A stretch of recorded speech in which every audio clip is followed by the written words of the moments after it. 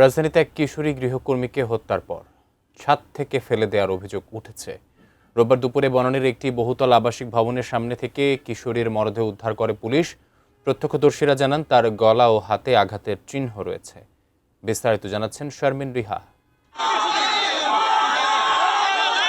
বনানীর ১৩ নম্বর রোডে বিকট শব্দ শুনে ছুটে যান আশেপাশের মানুষ।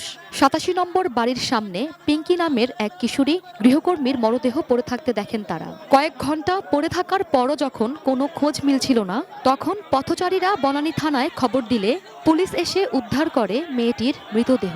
প্রত্যক্ষদর্শীরা জানিয়েছেন, সাততলা থেকে ফেলে দেয়া হলেও মেয়েটির শরীরের বিভিন্ন জায়গায় আঘাতের চিহ্ন ছিল, কোনো রক্ত ছিল না আশেপাশে।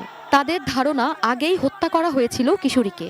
প্রায় 1:30-এর দিকে এখানে 2 তলা থেকে ফেলায় রাখা হয়েছিল যে বিল্ডিং এর নিচে।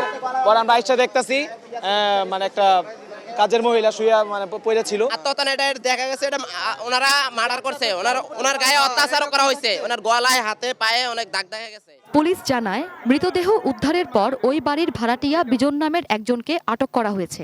প্রাণঘি মানে ও ঘ্রাণে যে কোনো খাবারই আনে ঐতিহ্যের অতুলনীয় স্বাদ।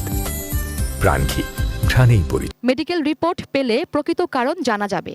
এখানে সুরতহাল করি, আমার অফিসার সুরতহাল করে এই মৃতদেহ আমরা অলরেডি পোস্টমর্টমের জন্য ঢাকা মেডিকেল কলেজের মর্গে পাঠিয়েছি।